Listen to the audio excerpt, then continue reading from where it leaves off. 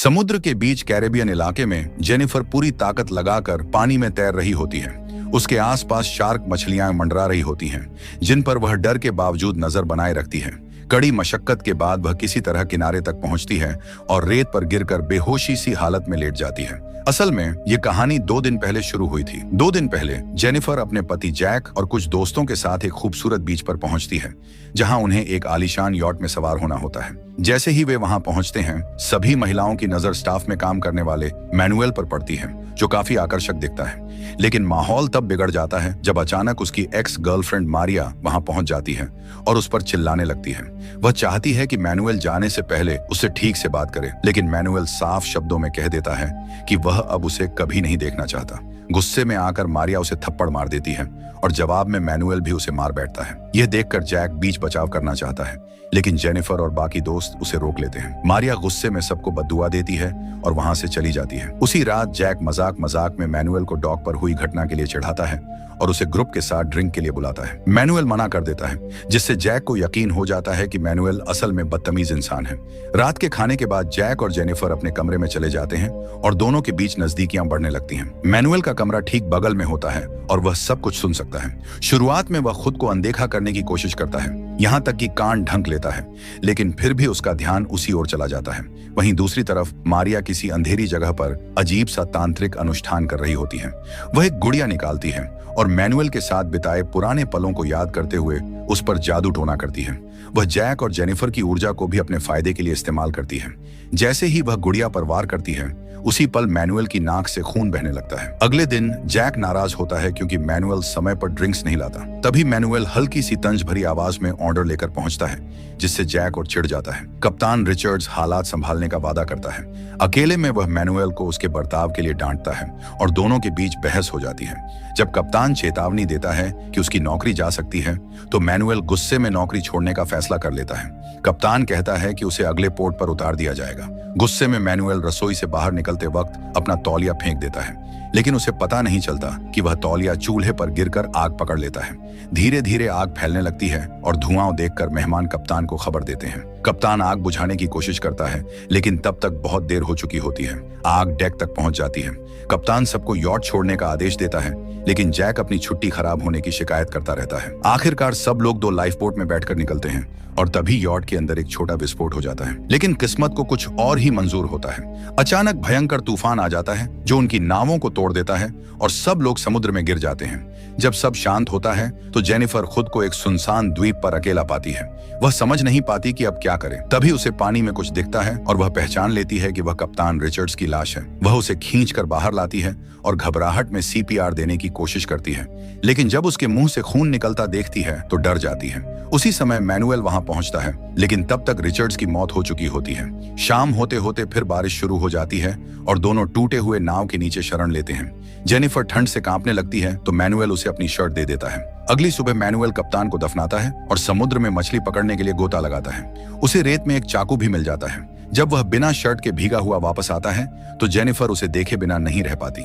जब जेनिफर पानी में उतरती है, तो मैनुएल भी उसकी ओर आकर्षित हो जाता है। दोनों अपनी हालत पर बात करते हैं और मैनुएल बताता है कि यहाँ से बचाए जाने में महीनों लग सकते हैं। जेनिफर आग जलाने की बात करती है, लेकिन मैनुएल कहता है कि इसके लिए उनके पास कुछ नहीं है, इसलिए वह पहले रहने के लिए झोपड़ी बनाना चाहता है। चाकू की मदद से वह पेड़ों से पत्ते और टहनियां काटता है। दोनों मिलकर किनारे पर बहकर आई चीजें ढूंढते हैं और एक ठीक ठाक झोपड़ी बना लेते हैं।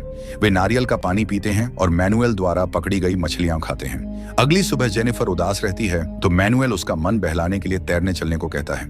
गीले कपड़ों में सोना नहीं चाहता, इसलिए वह पानी में कूदने से पहले कपड़े उतार देता है। थोड़ी झिझक के बाद जेनिफर भी वही करती है। वह मैनुएल से मारिया के बारे में पूछती है। मैनुएल कहता है कि मारिया ने उसे जानबूझकर सबके सामने बुरा दिखाया और वह अपनी समस्याओं का सामना नहीं करना चाहती थी। उसका मानना है कि मारिया हर बात का दोष उसी पर डालना चाहती है। मैनुएल यह भी बताता है कि मारिया ने कहा था कि वह गर्भवती है और उसे शादी करना चाहती थी, लेकिन उसने इनकार कर दिया। जब मैनुएल जेनिफर की जिंदगी के बारे में पूछता है, तो वह जवाब देने से बचती है। इस पर मैनुएल उसे दोहरे मापदंड का एहसास दिलाता है और कहता है कि वह भी जैक की तरह खुद को पैसों की वजह से दूसरों से बेहतर समझती है। गुस्से में जेनिफर मैनुएल को बुरा भला कहती है। जवाब में मैनुएल उसे याद दिलाता है कि अब तक वह सिर्फ उसी की वजह से जिंदा है। जेनिफर उससे कहती है कि जब वह पानी से बाहर निकले तो वह दूसरी तरफ देखे, लेकिन मैनुएल मना कर देता है और उसके शरीर को लेकर बेहुदा बातें करता है। फिर कहता है कि उसके अंदर कोई दिल नहीं है। उस रात जेनिफर उससे बिल्कुल बात नहीं करती। अगली सुबह जेनिफर खुद पहल करके कहती है कि वह अब लड़ना नहीं चाहती। दोनों शांति से बात करते हैं और दोस्त बने रहने का फैसला करते हैं। मैनुएल रीफ की तरफ तैर कर जाता है। रास्ते में एक शार्क से बचते हुए वह एक लॉबस्टर पकड़ लेता है। जब वह किनारे लौटता है तो उसे रेत पर जैक अधमरी हालत में पड़ा मिलता है।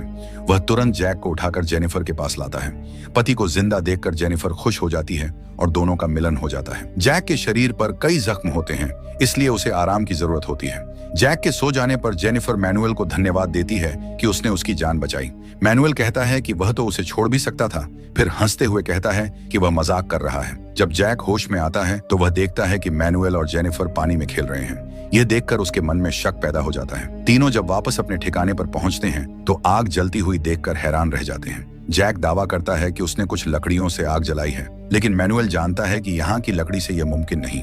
मजबूर होकर जैक मान लेता है कि उसके पास लाइटर है। जेनिफर जैक से प्यार जताने लगती है, जिसे देखकर मैनुएल अंदर ही अंदर जलने लगता है। जेनिफर बाकी दोस्तों के बारे में पूछती है और जैक दुख के साथ बताता है कि कोई भी जिंदा नहीं बचा। जैक मैनुएल से चाकू मांगता है, लेकिन मैनुएल उस पर भरोसा नहीं करता और खुद ही मछली काट देता है। मैनुएल तैरने चला जाता है। उसके जाने के बाद जैक जेनिफर से पूछता है कि वह मैनुएल के साथ क्या कर रही थी।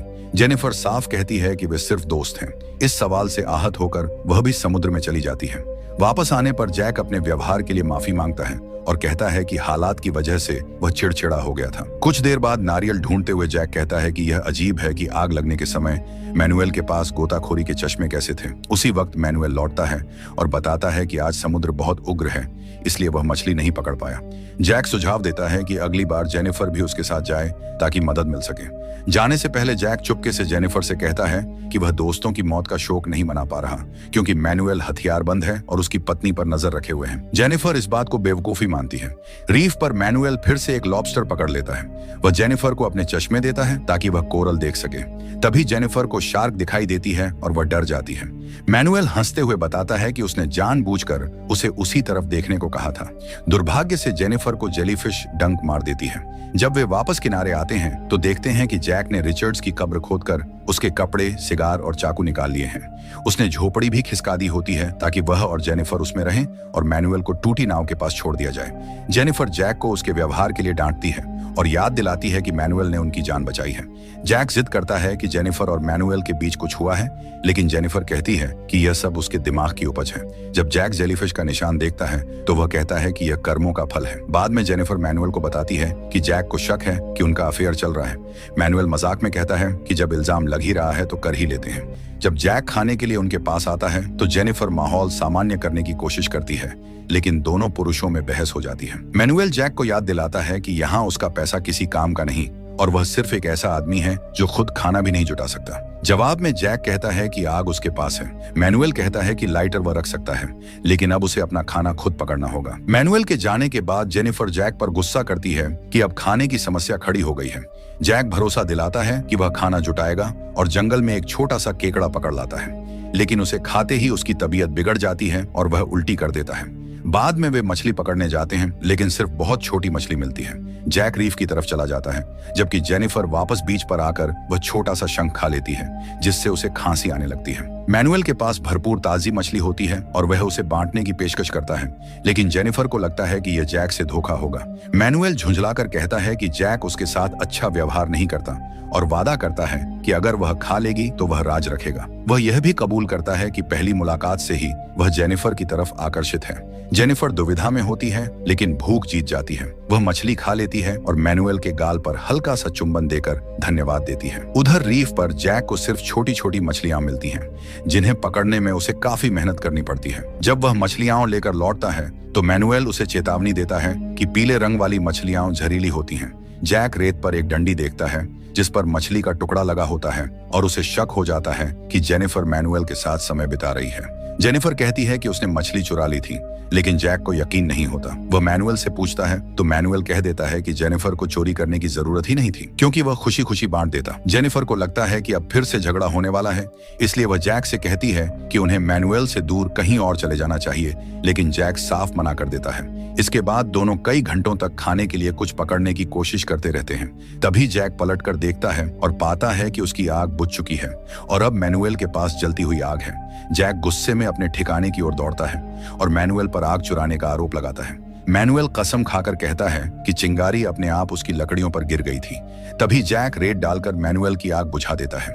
यह देखते ही मैनुअल लकड़ी की टहनी से उस पर वार कर देता है। जवाब में जैक उसे पकड़कर जमीन पर गिरा देता है और दोनों के बीच जबरदस्त लड़ाई शुरू हो जाती है।